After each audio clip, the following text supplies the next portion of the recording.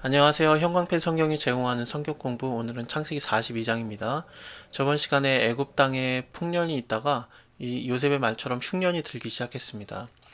백성들이 다 굶주리게 되고 바로에게 부르짖어서 양식을 구하게 되는데, 바로는 이제 이렇게 말해요. 요셉에게 가서 그가 너에게 시키는 대로 해라. 요셉은 모든 창고를 열고서요, 애굽 백성들한테 공짜로 준 게 아니라 이렇게 팔게 됩니다. 이것을 통해서 나중에 애굽이 굉장히 강해지는데 큰 역할을 하게 됩니다. 그거 나중에 보도록 할게요. 이 애굽뿐만 아니라 그 주변국들이 전부 다 흉년이 들었어요. 여기 보시면 가나안 땅에도 기근이 있음이라 이렇게 나오는 걸 보니까요. 그럴 때 야곱이 애굽에 곡식이 있음을 보고 아들들을 보내게 됩니다. 여기서 관망만 하지 말고, 내가 들어보니까 애굽에 곡식이 있다고 하니까 거기 가서 우리를 위해서 사와라. 그럼 우리가 살고 죽지 아니하리라, 이렇게 말하게 됩니다. 그래서 요셉의 형인 10명은 이렇게 내려가게 되고요. 야곱하고 요셉의 아우 베냐민은 안 내려갑니다. 이것은 왜냐하면은 야곱은 가나안 땅, 그 약속의 땅을 떠나지 않으려고 했던 것 때문에 그런 것 같고요. 베냐민은 여기 이유가 정확하게 나옵니다. 재난이 그에게 미칠까 두려워함이었더라, 이렇게 나오게 되는데요. 야곱이 사랑했던 여자 라헬이 두 명을 낳았었죠. 요셉과 베냐민 낳고 죽었습니다. 근데 그 야곱 입장에서는 요셉도 죽었다라고 지금 믿고 있어요. 그 채색옷에 피 묻어 왔을 때 그걸 보고서, 아, 내 아들이 짐승에게 찢겨 죽었구나, 그렇게 하면서 위로받기를 거절하였었잖아요. 그래서 죽었다고 생각하기 때문에 베냐민마저 죽이려고, 죽을까봐 두려워했던 것 같습니다.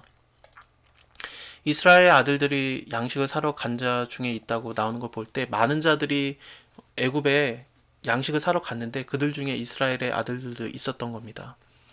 그때 요셉은 나라의 총리였어요. 그래서 그 땅의 모든 백성에게 팔고 있었는데, 요셉의 형들이 와서 그 앞에 땅에 엎드려 절을 하게 됩니다. 여러분들 그 창세기 37장 기억나시죠?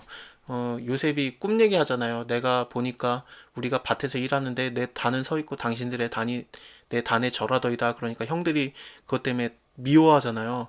네 말하는 게 뭐냐? 우리가 너에게 절하랴. 네가 우리를 다스리는 자가 되랴. 막 그러면서 싫어하고 미워했잖아요. 그리고 나중에 그 요셉이 형들이 양치고 있는 거 잘하나 못하나 그 체크하러 갔을 때, 그 형들이 요셉을 보면서 꿈꾸는 자가 오는도다. 우리가 그를 죽여서 그 꿈이 일어나는지 안 일어나는지 보리라, 막 그러잖아요. 근데 그 꿈이 실제로 지금 이렇게 일어난 겁니다. 요셉도 그 꿈을 생각하고 기억하게 되는 거예요. 그리고 이렇게 말해요. 요셉은 형들을 알아보는데, 형들은 몰라봐요. 이렇게 처음에 말합니다. 모르는 척하고 엄한 소리로. 이것은 히브리어로 보면은 친절하지 않은 목소리, 그런 겁니다.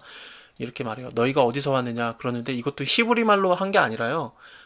이집트 말로 한 겁니다. 밑에 보시면은 나옵니다. 그 통역을 붙여서 계속 얘기를 하고 있어요. 그래서 계속 몰라보는 거죠. 우리는 어쨌든 곡식을 사려고 가나안에서 왔나이다, 이렇게 말하게 되는데요. 꼬투리를 잡아요. 너희는 스파이다. 이 나라에 결국엔 뭐냐면은 약점을 찾아내려고 온 스파이다, 그렇게 말하는 거죠. 아닙니다. 우리는 진짜 곡물을 사러 왔습니다. 우리는 독실한 자입니다, 이렇게 나오는데요. 이것은 진실한 자라는 뜻입니다. 히브리어로요. 이걸로 이제 꼬투리를 잡아요. 너희의 진실함을 증명하라. 막 이렇게 너희의 진실함을 보여라. 막 이렇게. 그래서 너희는 스파이다. 너희는 스파이다. 이렇게 계속 말해요. 이게 하도 이렇게 말꼬리를 잡고 막 그러니까 나중에 이제 이 형들이 야곱한테 간다면 이걸 다 일러 바쳐요. 그가 우리를 스파이로 여기니 이렇게 아니다, 막 그렇게 했다라고 이걸 나중에 이렇게 하소연을 합니다. 자, 어쨌든 이제 정확하게 얘기를 해줘요. 우리는 12형제인데 가나안 땅에 사는 사람의 한 아들들입니다. 말째 아들은 오늘 아버지와 함께 있고 또 하나는 없어졌나이다. 이 말째 아들 베냐민 얘기고, 또 하나 없어진 거는 요셉 자신이잖아요. 근데 이들이 아직 몰라보고 있는 겁니다.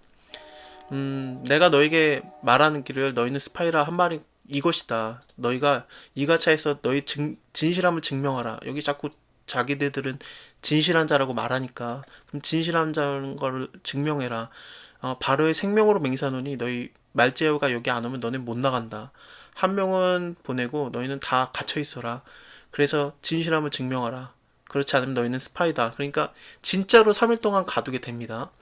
3일 동안에 이렇게 갇혀 있을 때 이제 말하게 돼요. 나는 하나님을 경외한다, 이렇게 나오는데요. 이 하나님은 여호와 하나님을 말하는지 아니면은 형들을 속이면서 애굽의 신을 경외한다라고 말하는 건지 잘 모르겠습니다.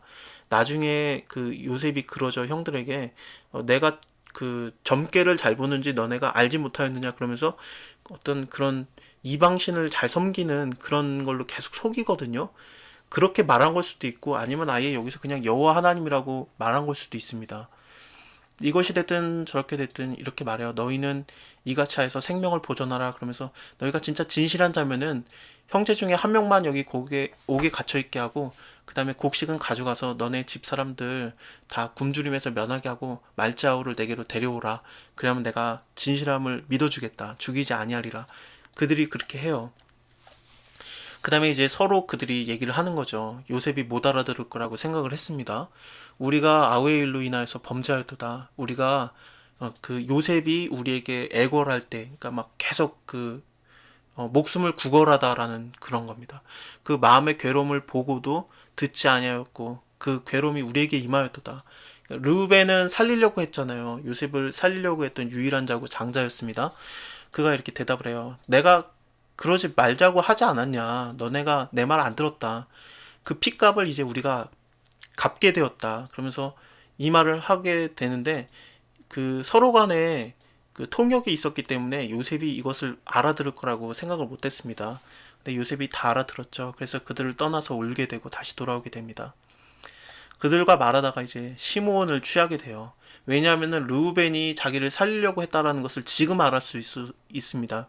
그때는 구덩이에 빠졌었기 때문에 위의 상황을 몰랐다가 르우벤의 말을 듣고, 아, 첫째 장남은 나를 살리려고 했구나. 그 말을 알고 르우벤을 놔주고 둘째였던 시므온을 이렇게 잡아서 결박을 하는 겁니다. 이제 명에서 곡물들을 다 주고 그 다음에 돈도 다시 도로 넣게 하고 떠나보내게 해요.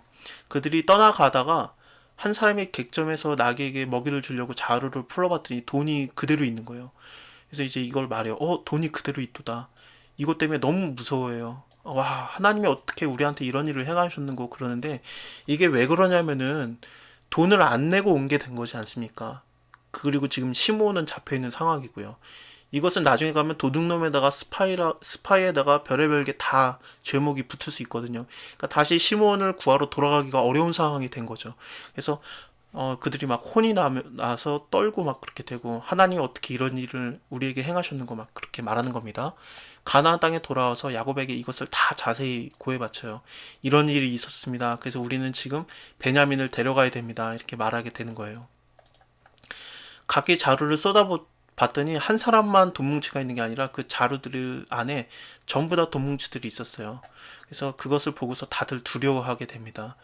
이게 도둑이 제발 저리는 거죠. 요셉 입장에서는 아마도 자기 아버지와 베냐민을 위해서 이렇게 돈을 다시 돌려보낸 걸 수 있는데, 근데 지금 모든 자들이 다 두려워하는 겁니다. 어떤 죄를 졌기 때문에 이것 때문에 우리가 더 안 좋은 일이 일어날까 그렇게 두려워하면서 이제 다시 돌아가서 시므온을 찾아올 수도 없는 거예요.